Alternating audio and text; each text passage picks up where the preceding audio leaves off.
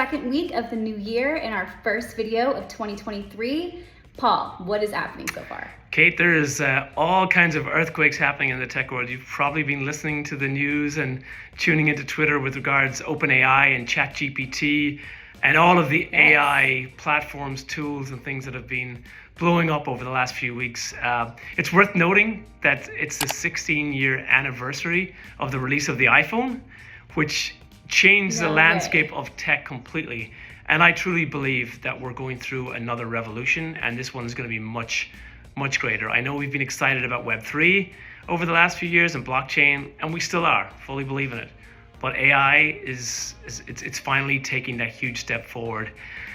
As I say, causing tremors across the tech world. Some of the news we cover this week in our newsletter, some of the stories about there's a company called Do Not Pay, an AI firm that's helping an individual fight a parking ticket in court. They're going to court next week. The rules allow an earpiece to be worn, and they're going to be connected to their AI engine. And apparently, the machines are going to help this person stave off his parking ticket. So, again, this is one of hundreds of stories over the last few weeks. There's a new app. Talk about apps. There's a new app in the App Store called Historical Figures, which allows folks to pretend they're speaking with a celebrity or an important figure in history. You can jump on in there, you can ask them questions, you can engage them as if they're real people. It's it's kind of a fun concept, but also sort of like touches upon some of the the possibilities in the future. To look at the negative impact of it, schools are freaking out, professors, teachers are freaking out, fears the students are going to be assigning work to the machines. ChatGPT has been officially banned in a bunch of places. Oh wow! I was waiting for that. I can understand. Well, I remember they banned graphic calculators, and a lot of other things have been banned in the past. I think the world has got to adapt to this new piece of tech that has huge ramifications. Absolutely, yeah. It's worth noting the huge winner in all this, Microsoft. Microsoft invested $1 billion in OpenAI in 2019. Here comes the money. Here we go. And now they're looking to put another $10 billion in, which will allow them to acquire and have ownership over 49% of the company. So, Microsoft have made spectacular moves in the last few years, from gaming, Xbox, Azure. This OpenAI initiative is fascinating, and one that they're going to hugely benefit from, while Google, shudders in its boots.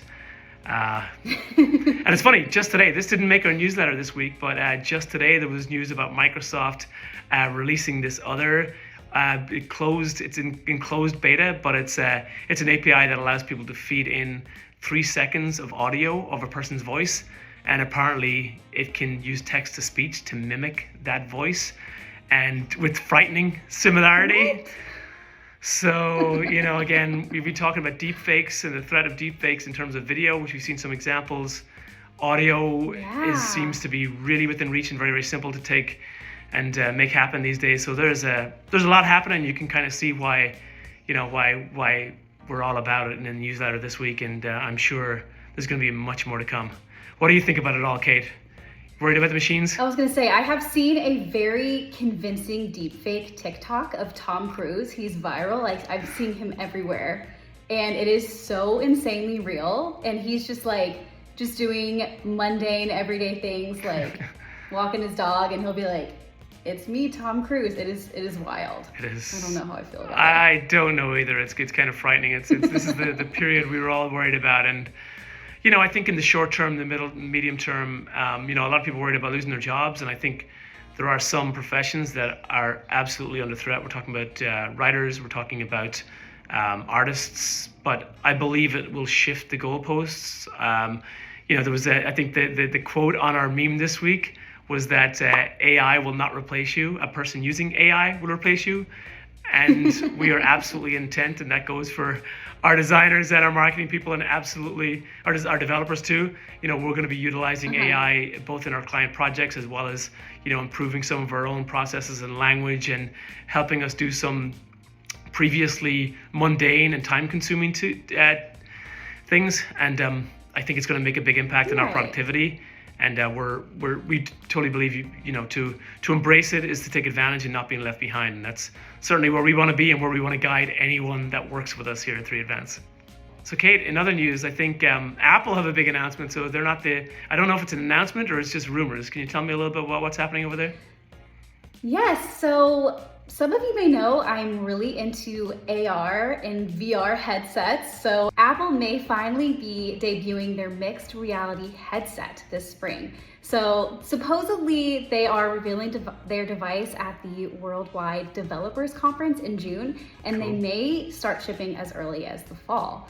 So the headset that could be as much as $3,000 is expected to provide both VR, virtual reality, and augmented reality experiences using Apple's new operating system called XROS. Very interesting. And Paul, get a load of these potential capabilities. Iris scanning for logins and payments, and a physical dial that'll let you switch out of VR. That is very cool.